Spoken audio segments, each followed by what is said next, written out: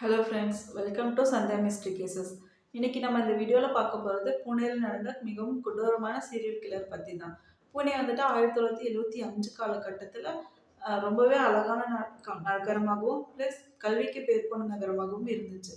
ஆனால் அது வந்துட்டு கொஞ்ச நாள் தான் நீடிச்சிச்சு. 1976 ஜனவரி மாதம், அதாவது பூனேயில் பிரபலமான கல்லூரியில் படிச்சுட்டு வந்த 4 நபர்கள், ராஜேந்திர ஜக்கல், திலீப் சுத்தார், முன்வாஷா மற்றும் சந்தாரம் ஜக்தப், இந்த 4 பேரும் வந்துட்டு ஒரு பெரிய ஆசை இருந்துச்சு. அதாவது நம்ம கூடிய விரைவில் பணக்காரர் ஆகணும். அவங்க ஆசைப்பட்ட தப்பு இல்லை, ஆனால் வந்துட்டு அவங்க எடுத்த வழி தான் தவறு அப்படிங்கிறத நிரூபிக்கிறதுக்காக அவங்களும் சின்ன சின்ன குற்றங்களில் ஈடுபட்டு இருந்தாங்க, வழிப்பறையில் ஈடுபட்டு இருந்தாங்க. ஆனால் அதில் வந்து பணம் அவங்களுக்கு போதுமானதாக இல்லாததுனால அவங்க வந்து பெரிய குற்றத்தில் ஈடுபடலாம் அப்படின்னு ஃபிக்ஸ் பண்ணுறாங்க. ஸோ அவங்களோட டார்கெட் வந்துட்டு அவங்க சக மாணவனான, அதாவது கல்லூரியில் படித்துக்கொண்டுள்ள சக மாணவனான பிரகாஷ் தான். பிரகாஷ் வசதி படைத்தவராக இருந்த ஒரே காரணத்தினால தான் அவங்க வந்துட்டு பிரகாஷை டார்கெட் பண்ணுறாங்க. ஸோ பிரகாஷ் யார் அப்படின்னா திலீப் சுத்தாரோட வாலிப நண்பன், அதாவது சின்ன வயசுலேருந்தே க்ளோஸ் ஃப்ரெண்டு திலீப் சுத்தாருக்கு.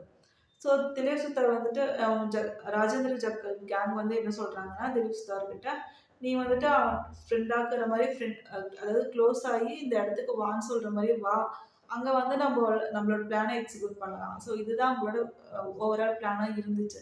அதே மாதிரி திலீப் சுத்தர் வந்துட்டு சரி வா ட்ரிங்க்ஸ் சாப்பிடலாம், நம்ம அந்த பாலடிச்சவங்களுக்கு போகலாம் அப்படின்னு பிரகாஷை கூப்பிட்றாங்க. ஸோ பிரகாஷும் க்ளோஸ் ஃப்ரெண்டு அப்படிங்கிற ஒரு ரீசன்னால நம்பி அந்த கேங் கூட போய் ட்ரிங்க்ஸ் சாப்பிட்றாங்க.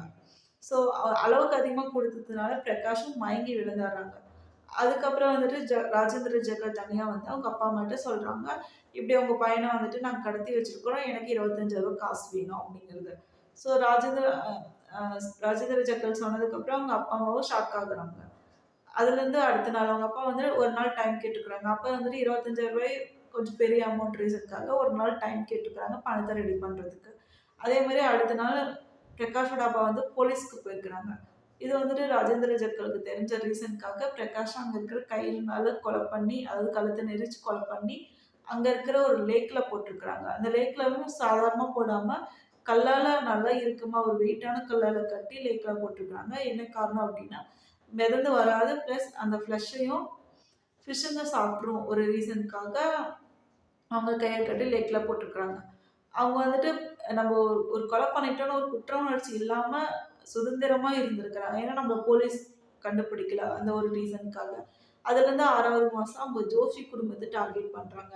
ஜோஷி குடும்பத்தில் யார் யார் இருக்கிறாங்க அப்படின்னா ஜோஷி, அவங்க ஒய்ஃப், இவங்க வந்துட்டு ஒரு ஃபேமிலியை டார்கெட் பண்ணிட்டாங்க அப்படின்னா அந்த வீட்டுக்கு ஒரு 1 வீக் பிஃபோர் போய் யாராவது நியர்பையில் யாராவது போலீஸ் இருக்கிறாங்களா, அதிகாரிகள் இருக்கிறாங்களான்னு செக் பண்ணிவிட்டு அவங்க வீட்டுக்கு யார் யார் அடிக்கடி வராங்க, எந்த நேரத்தில் வராங்க அப்படிங்கிறத வியூ பார்த்துட்டு யாரும் இல்லாத டைமில் இவங்க போயிருக்கிறாங்க. ஸோ அதே மாதிரியே அவங்க வந்துட்டு கொள்ளையடிக்க போன அந்த நேரத்தில் ஜோஷியும் அவங்க ஒய்ஃபும் மட்டும்தான் இருந்துக்கிறாங்க, அவங்க சன்னி இல்லை. ஸோ அதனால் அவங்கக்கிட்ட பணம் நகையெல்லாம் எடுத்து பேக் பண்ணதுக்கப்புறம் ஒரு நைலான் கயிறுனால இறுக்கி கொலை பண்ணியிருக்கிறாங்க. ஸோ இவங்க வெளியே போகலாம் அப்படிங்கிற டைமில் தான் அவங்க சன் உள்ளே வராங்க. ஸோ அவங்க சன்னையும் சேம் பேட்டர்னில் கொலை பண்ணிட்டு இவங்க போயிருக்கிறாங்க. அதுவும் வந்துட்டு போலீஸால் கண்டுபிடிக்க முடியல. போலீஸ் எப்படி செக் பண்ணுறாங்க அப்படின்னா, இதுக்கு முன்னாடி யாராவது கொலை பண்ணிட்டு ஜெயிலுக்கு போய் ரிலீஸ் ஆனவங்க, சின்ன சின்ன வழிப்பறிவில் ஈடுபடுறவங்க, சின்ன சின்ன திருட்டில் ஈடுபடுறவங்க மட்டும்தான் போலீஸ் டார்கெட் பண்ணி விசாரிக்கிறாங்க. அவங்களோட இன்டென்ஷன் வந்துட்டு நம்ம ஸ்டூடெண்ட்டை விசாரிக்கணும், ஸ்டூடெண்ட் வந்துட்டு இப்படி ஒரு க்ரைம் பண்ணியிருப்பாங்க அப்படிங்கிறது அவங்க தாட்லேயே இல்லை. ஸோ அதனால் இவங்களுக்கு மாற்றத்துக்கான எந்த வாய்ப்பும் இல்லை. அதே மாதிரி இவங்க அதுலேருந்து அக்டோபர் மந்த்து ஜோஷி க்ரைம் பண்ணுறாங்க. அதுலேருந்து 1 மாதத்துக்கு அப்புறம், அதாவது நவம்பரில் வந்துட்டு கேஷ்நாத் சாஸ்திரி, அபியான்கர், இவங்க ஃபேமிலியை டார்கெட் பண்ணுறாங்க. இவங்க ஃபேமிலிக்கிட்ட எப்படி போகிறாங்க அப்படின்னா, எனக்கு வந்துட்டு சான்ஸ்கிரிட்டில் இவங்க வந்து சான்ஸ்கிரிட் அறிஞர். யாருன்னா கேஷ்நாத் சாஸ்திரி வந்து சான்ஸ்கிரிட் அறிஞர். ஸோ அந்த ரீசனுக்காக எனக்கு சான்ஸ்கிரிட்டில் ஒரு டவுட்டு, நான் இவரோட முன்னாள் ஸ்டூடெண்ட் அப்படிங்கிற மாதிரி போகிறாங்க. அவங்க வீட்டில் யார் யார் இருந்துக்கிறாங்க அப்படின்னா சான்ஸ்கிரிட் கேஷ்நாத் சாஸ்திரி, அவங்க ஒய்ஃபு, ப்ளஸ் அவங்களோட பேரன் பேத்திங்க, அவங்க வீட்டு வேலைக்கார பெண், இவங்க 5 பேர் இருந்துருக்குறாங்க. ஸோ இவங்க டோர் ஓப்பன் பண்ணுறப்போ வேலைக்கார பெண் தான் கேட்டிருக்கிறாங்க, நீங்கள் யாருன்னு. இவங்க வந்துட்டு நான் சான்ஸ்கிரிட்டில் டவுட் இருக்குது, நான் அவங்களோட முன்னாள் ஸ்டூடெண்ட் அப்படின்னு சொல்லியிருக்கிறாங்க. ஸோ அந்த ரீசனுக்காக உள்ளே போய் உட்கார வச்சுருக்குறாங்க.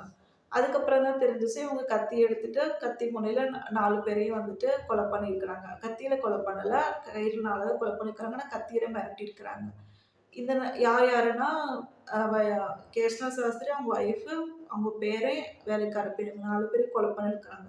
இந்த சவுண்ட் வந்துட்டு மேல இருக்கிற பேத்தி கீழ வரப்ப தான் ஓகே, இங்க இன்னொரு பொண்ணு இருக்குது, இவங்களையும் கொலை பண்ணிடலாம்ன்னு அந்த பேத்திய கொலை பண்ணியிருக்காங்க. என்ன பொருள வச்சு கொலை பண்ணியிருக்காங்கன்னா, சேம் 4 பேரையும் ஒரே நைலான் கயிறுனால இறுக்கி கொலை பண்ணியிருக்காங்க. அது மட்டும் இல்லாம அவங்களோட பணம், விலை உயர்ந்த நகைகள் எல்லாத்தையும் எடுத்துக்கிட்டு, அவங்க சமைச்சு வச்சிருந்த அதாவது கேஸ்நாத் சாஸ்திரி ஃபேமிலிக்கு தேவையான உணவு சமைச்சு வச்சிருப்பாங்கல்ல, அதையும் அவங்க வந்துட்டு குற்ற உணர்ச்சியே இல்லாம, நம்மள சுத்தி 5 டெட் பாடி கிடக்குது அப்படிங்கிற குற்ற உணர்ச்சியே இல்லாம, அவங்க அந்த உணவ சாப்பிட்டு தான் கிளம்பியிருக்கிறாங்க. இதுவும் வந்துட்டு போலீஸால கண்டே பிடிக்க முடியல. இது வந்துட்டு மதுசூதன் கைக்கு போகுது. அதாவது விசாரணையில இவரு வந்துட்டு போலீஸ்லயே கொஞ்சம் பெரிய ஆளு அப்படிங்கிறதுக்காக அவங்க கைக்கு போகுது.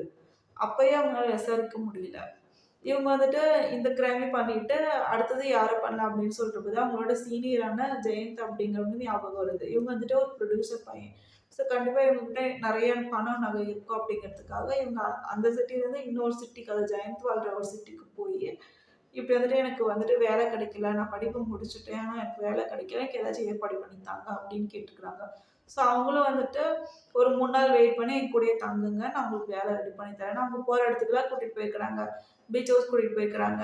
ஸ்விம்மிங் கூட்டிட்டு போயிருக்கிறாங்க. அவங்களோட தனியா எங்கெங்க போவாங்களோ ஹோட்டலுக்கு எல்லா இடத்துக்கும் கூட்டிட்டு போய் இந்த 4 பேர் முன்னாடியே அவங்களும் காச கொஞ்சம் செலவு பண்ணியிருக்கிறாங்க. இதையெல்லாம் பார்த்த அந்த கேங் வந்துட்டு சேம் பேட்டர்ன்ல இவங்கள கடத்தி காசு தாங்கன்னு மிரட்டியிருக்கிறாங்க. இருக்கிற காசையெல்லாம் வாங்கிக்கிட்டு, அதாவது அவங்க கிட்ட இருக்கிற நகை எல்லாத்தையும் அது அவங்களும் நெறைய வச்சிருக்கிறாங்க. ஸோ நேரடியா அவங்ககிட்ட வாங்கிட்டு, அவங்களையும் கொலை பண்ணி, அதே லேக்ல போட்டுருக்காங்க. அதாவது எந்த லேக் அப்டின்னா, பிரகாஷா போட்டாங்கல்ல, கொலை பண்ணி அதே லேக்ல அதே பேட்டர்ன்ல கயிறு கட்டி உள்ள போட்டுருக்காங்க. இந்த டைம்ல என்ன பண்ணிட்டு இருந்தாங்கன்னா, ஒரு 2 மணிக்காட்டும் போட்டுருக்காங்க. அதே டைம்ல மரத்துக்கடியில ஒரு மீன் பிடிக்கிறவங்க, ஃபிஷர்மேன் வந்துட்டு தன் ட்ரிங்க்ஸ் சாப்பிட்டுட்டு இருந்திருக்காங்க. ஆனா, ஃபிஷர்மேனுக்கு வந்துட்டு இந்த 4 பேரும் லேக்ல போய் என்ன பண்றாங்கன்னு தெரிஞ்சிருக்குது. ஆனா, அவங்க 4 பேருக்கும் இந்த மரத்துக்கடியில இருக்கிற ஃபிஷர்மேன் தெரியல. ஸோ, அதனால அங்க போட்டுட்டு இவங்க கிளம்புனதுக்கு அப்புறம் அந்த ஃபிஷர்மேன் என்ன பண்ணிக்கிறாங்கன்னா, அவங்களோட போட் எடுத்துட்டு போய் வலையில செக் பண்ணியிருக்கிறாங்க. வலை போட்டு செக் பண்ணதுல இவங்க என்ன போட்டாங்க அப்படிங்கிறதுக்காக. அதுல வந்துட்டு ஒரு டெட் பாடி சிக்குது. ஸோ, இவங்க நேரா என்ன பண்ணிக்கிறாங்கன்னா, போலீஸ்ல போய் சொல்லியிருக்கிறாங்க. இப்படி வந்துட்டு 4 பேர் வந்தாங்க. வந்து கயிறு கட்டி கல்ல கட்டி போட்டாங்க. நான் பார்த்தேன். நான் போய் பார்த்ததுக்கப்புறம் அங்க செக் பண்ணி பார்த்தா, எனக்கு வந்துட்டு ஒரு டெட் பாடி கிடைச்சிருக்குது. பார்த்தேன் அப்படின்னு சொல்லியிருக்கிறாங்க. இத வந்துட்டு போலீஸ் சுத்தமா நம்பல. ஏன்னா, இவங்க வந்துட்டு அளவுக்கு மீறி ட்ரிங்க்ஸ் சாப்பிட்டுருக்காங்க. ஒளறிட்டு இருக்காங்க அப்படிங்கிறதுக்காக அவங்கள தூக்கி லாக்கப்ல போட்டுட்டாங்க. ஸோ நைட் ஃபுல்லா அவங்க லாக்கப்ல தான் இருந்திருக்கிறாங்க. காலையில என்ன ஆகுது அப்படின்னா, அந்த போலீஸ் ஸ்டேஷனுக்கு ஜெயந்தோட அப்பாவும், ஜெயந்தோட 4 க்ளோஸ் ஃப்ரெண்ட்ஸான இந்த 4 பேர்.